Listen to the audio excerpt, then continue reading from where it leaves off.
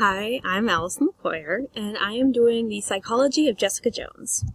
So, to start, I'd like to say that Jessica Jones is originally a comic book character, but has been adapted into a Netflix series by, it was a Marvel comic character. Okay, so now onto the background of Jessica. When she was in high school, about 15 years old, her family got into a car accident, and her mother, father, and younger brother died. She survived, but she went into a coma. When she woke up, she found that she had been adopted by the Walker family. And Trish Walker, the daughter in the Walker family, was a childhood star called Patsy Walker.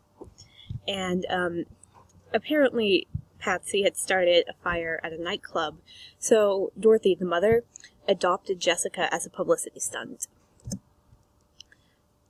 So, after moving into the Walkers, Jessica discovers a part of her powers, and in anger, she accidentally breaks a marble sink and lifts it over her head like it weighed nothing.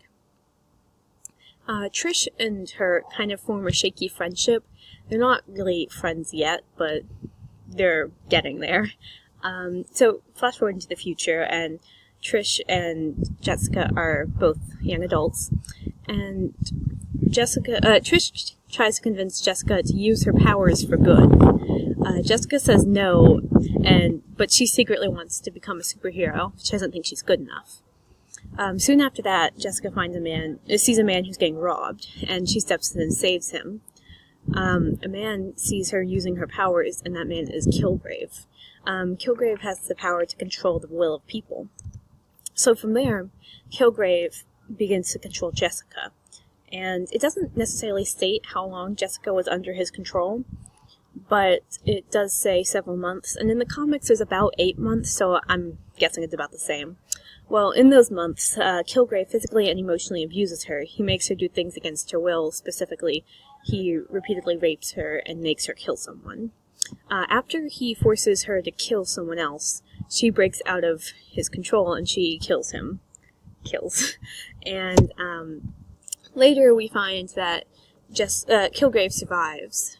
Jessica doesn't know this, and so she tries to move on. She gives up any hope she had at being a superhero, and she becomes private detective. She still suffers from trauma, but she kind of ignores her feelings.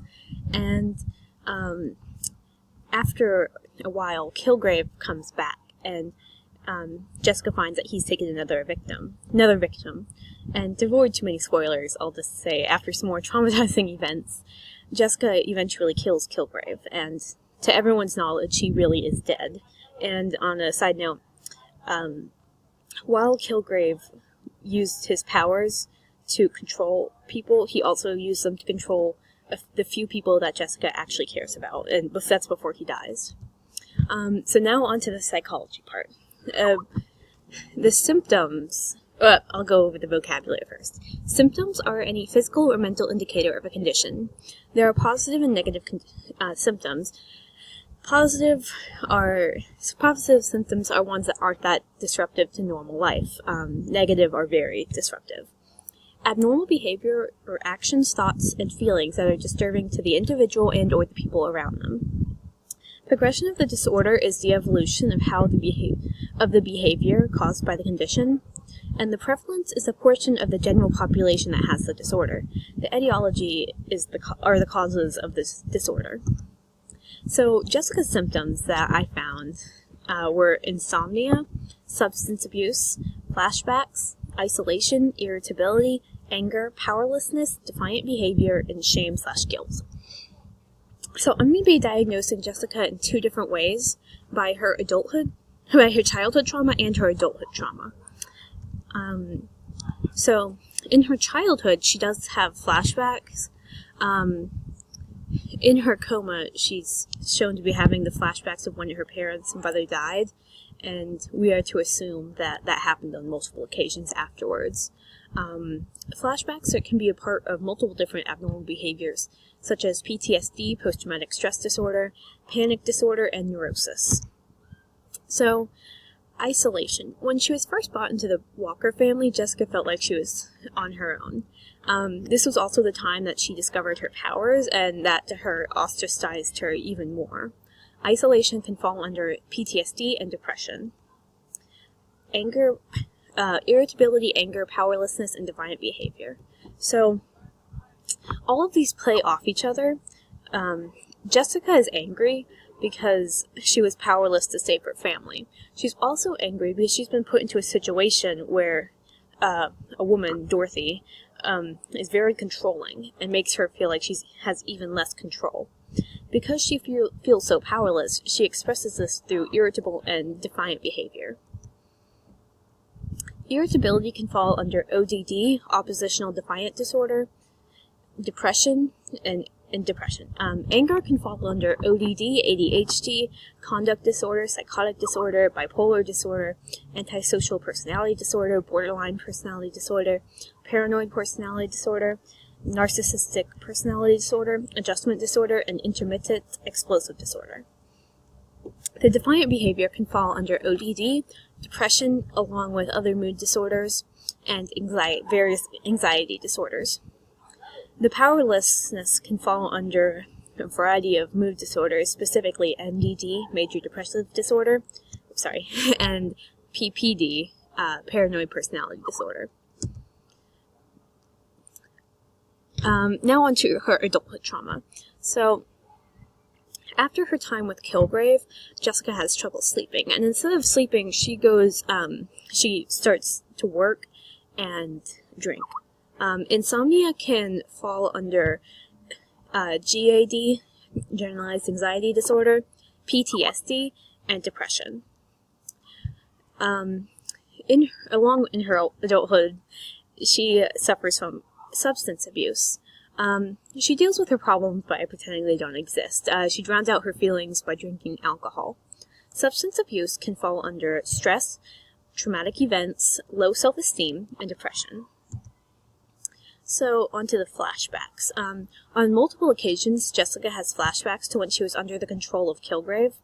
And, like previously stated, flashbacks can be a part of multiple different abnormal behaviors, such as PTSD, panic disorder, and neurosis. Isolation. So, before the incident with Kilgrave, it's implied that Jessica is very close with Trish. And after that, Jessica retreats from her social life, begins to employ herself, and cuts almost all contact with Trish. Isolation can be related to abnormal behaviors such as depression and PTSD. As stated earlier, irritability, anger, powerlessness, and defiant behavior are all tied together. Jessica is angry because she was powerless against Kilgrave, and the overall anger makes her prickly and easier to irritate. She lashes out through her defiant behavior, and all the related abnormal information is on slide 12. So, for the shame and guilt, Jessica begins to feel guilty and ashamed because out of all Kilgrave's victims, she develops an immunity to him, and she is the only one capable of fighting him, and it was a stressful situation for her to be put under because she's the only one they can rely on. Shame and guilt can be related to abnormal behaviors such as PTSD, survivor's guilt, and depression. So now into the diagnosis and prevalence. I can say fairly confidently that Jessica Jones has PTSD, MDD, and GAD. An estimated 8% of Americans, or 2.24 million Americans, can have PTSD at any given time, and that information is found in the link right below the PTSD. In the MDD, major depression disorder affects approximately 14.8 million American adults, and that information is found right there. And GAD, generalized anxiety disorder, affects about 8.6 million adults in America, and that's found right here. These are my sources for the background information for the application, and there are multiple slides for the application, and there will be a link to this PowerPoint in the description.